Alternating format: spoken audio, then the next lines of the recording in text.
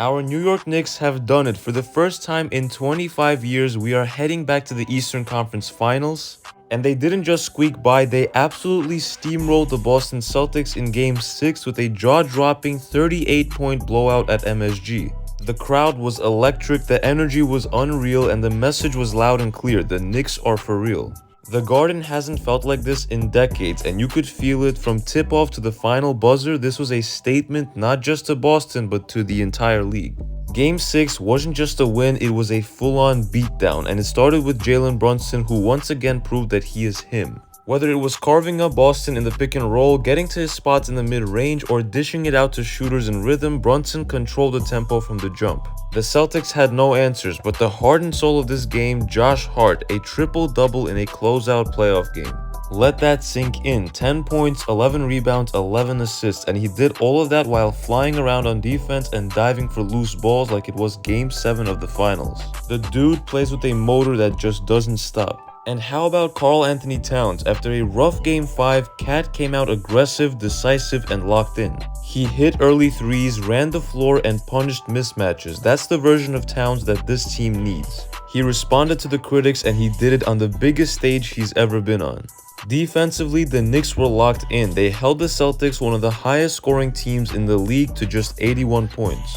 That's not easy to do, but Tibbs had them flying around, helping, rotating, contesting everything. It was a masterclass on both ends. This Knicks team, they've been through it. The injuries, the rotation changes, the doubters, the noise, and somehow they just keep pushing. You can't talk about this run without mentioning how deep and connected this team is. OG Anunoby's presence defensively on the floor completely shifts the game. He guards 1 through 4 and he takes the toughest assignment every single night. Mikal Bridges has quietly been one of the most efficient scorers in the playoffs, and his chemistry with Brunson going back to their Nova days is crystal clear. Even the role guys off the bench like Deuce McBride and Mitchell Robinson have stepped up when their numbers were called. It's been next man up all season long, and that comes back to one man, Tom Thibodeau. Love him or hate him, Tibbs has this team believing. The culture is real, the buy-in is total, and right now it's paying off in a massive way. Look, if you're in New York right now, you know what I'm talking about. The vibes are absolutely insane.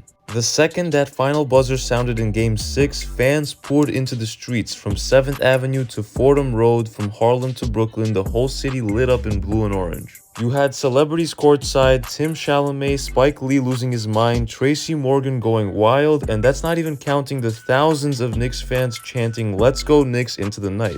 It's been a quarter century since this fanbase has felt something like this, and they're not taking a single second of it for granted. But now it's on to the next test, the Indiana Pacers. These two franchises have some serious history.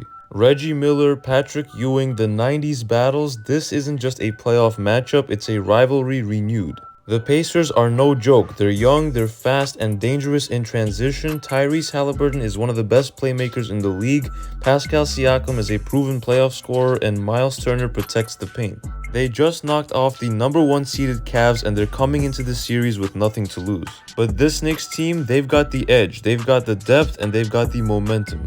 And most importantly, they've got the world's most famous arena behind them. Game 1 tips off Wednesday night at 8 p.m. and you better believe that building is going to be shaking.